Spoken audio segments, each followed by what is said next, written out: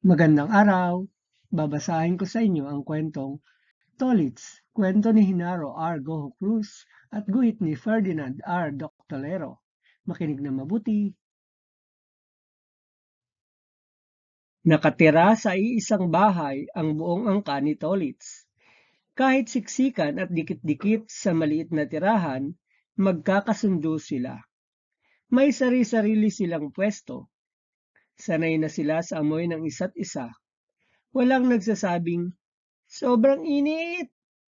Walang nagrereklamong, "Sobrang sikip!" At lalong walang umaangal na, "Ayaw ko na may kadikit!" Pare-parehong payat at habaan ang kanilang mga katawan. Pare-parehong kulay pula ang kanilang mga ulo. Pinakabata sa lahat ng palito ng posporo si Tolits. Kaya lahat ng miyembro ng kaniyang angkan ay nagbabantay sa kaniya. Lagi siyang itinatago, lalo na kapag bumubukas na ang kanilang maliit na bahay. Biglang naghiyawan ang mga palito nang bumukas ang kanilang bahay. Dali-dali nilang itinago si Tolits sa likod ng kanilang mga payat na katawan. Nagdikit-dikit ang lahat ng palito upang di makuha ng dambuhalang mga daliri si Tolits. Sa pagsara ng kanilang bahay, napabuntong hininga ang mga palito. "Bakit lagi niyo akong itinatago sa tuwing nagbubukas ang ating bahay? Gusto kong makita ang labas ng ating bahay." Angal ni Tolits.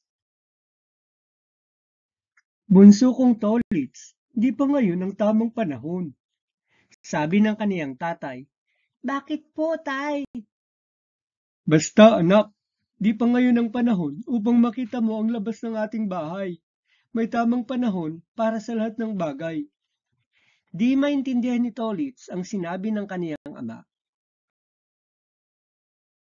Isang araw, naiwang bahagyang nakabukas ang bahay ni Tolits. Manghang-mangha siya sa liwanag na pumapasok sa iba't ibang kulay na kaniyang nasisilayan sa labas. Pero kahit anong pilit niya, di siya makalabas. Muli na namang nagkagulo at naghiyawan ang mga palito. Mabilis uli silang nagdikit-dikit upang harangan ang mga dambuhalang daliri na kukuha sana kay Tolits. "Tolits, pumunta ka sa likod! Bilisan mo!" utos ng kaniyang nanay.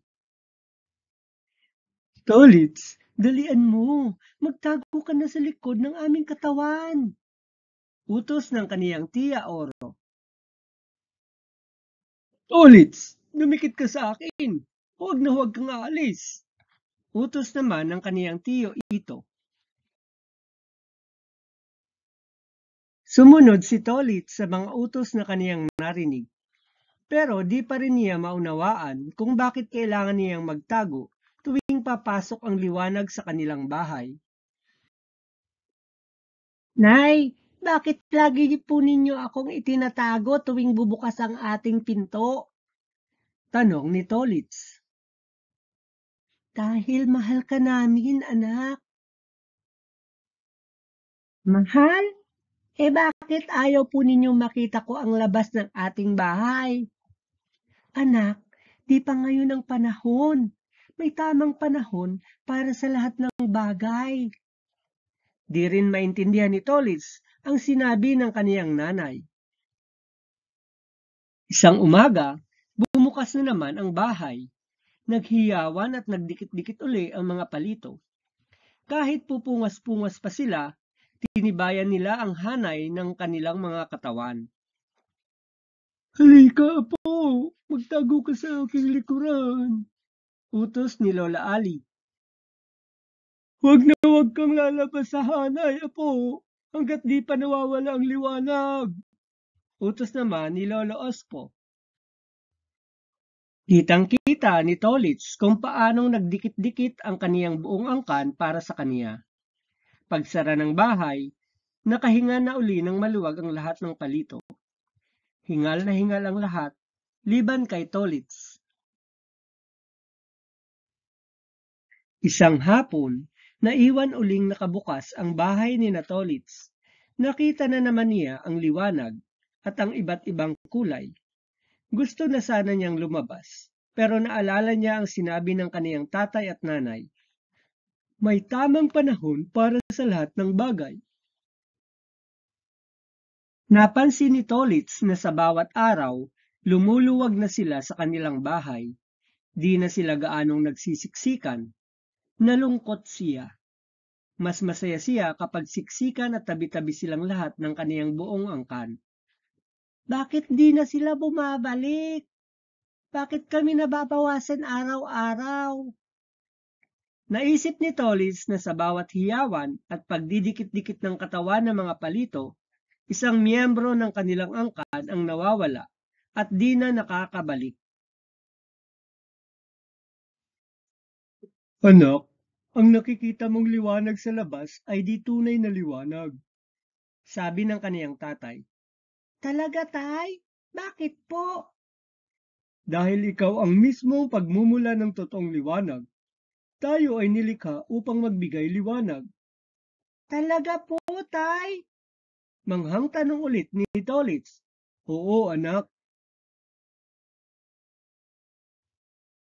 Naging masunurin sa mga utos si Tolitz. Di na siya kailangan pang utusan. Siya na mismo ang gumagawa ng paraan para di siya makuha ng mga dambuhalang daliri. Siya na ang kusang nagtatago sa likod ng katawan ng mga nakatatandang palito ng posporo. Naging madalas ang pagbukas ng kanilang bahay at lalo pa silang nabawasan araw-araw. Kinuha na ng mga dambuhalang daliri ang kaniyang tiya Oro, sumunod ang kaniyang tiyo Ito, at nang sumunod pang araw, ang kaniyang lola Ali at ang kaniyang lolo Ospo naman. Nalungkot si Tolitz. Di siya sanay na aalog-alog sa loob ang kanilang bahay. Anak, malapit na ang tamang panahon ng iyong paglabas, sabi ng kaniyang nanay. Alam ko, anak, magiging isang maningas at maliwanag kang palito ng posporo. Buong pagmamalaking sinabi ng kaniyang tatay. Talaga po, tay? Di makapaniwalang tanong ni Tolitz. Oo, anak.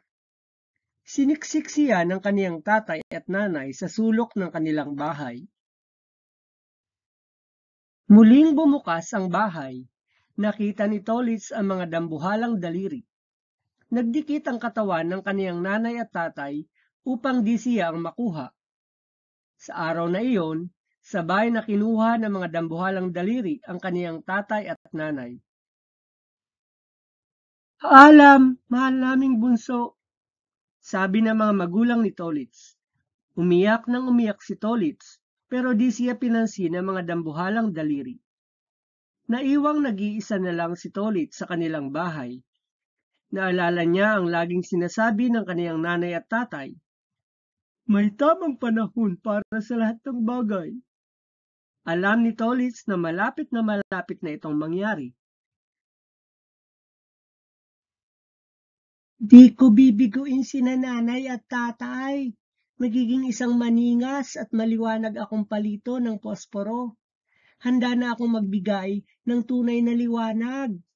Sigaw ni Tolitz. Bumukas ngang muli ang bahay at kinuha na rin si Tolitz ng mga dambuhalang daliri. Sa wakas! Sigaw niya. Nakita niya ang labas ng kanilang bahay. Namangha siya sa iba't ibang kulay na mga lobo, laroang nakasabit, patusok-tusok na sombrero at regalo. Natuwa siya sa ngiti ng mga nanay at tatay, lalo na ng mga batang nakapalibot sa maraming pagkain at malaking cake. Ibinigay ni Tolitz ang lahat ng kaniyang angking ningas at liwanag. Sabik na sabik niyang sinindihan ang nag-iisang kandila na nakatusok sa cake. Pagkatapos, narinig niya ang isang awitin. Happy birthday, Angelito! Happy birthday, happy birthday, happy birthday, Angelito! Narinig ni Tolitz ang malakas na palakpakan at hiyawan ng mga bata. Naramdaman niyang bigla sa kaniyang mga pisngi ang matamis na halik ng kaniyang nanay at tatay. Napangiti si Tolitz. Ito ang tamang panahon na lagi nilang sinasabi sa kaniya. Ito ang araw ng kaniyang kaganapan bilang isang batang palito ng posporo. Sa araw na ito, siya ang nagningas at pinagmula ng totoong liwanag.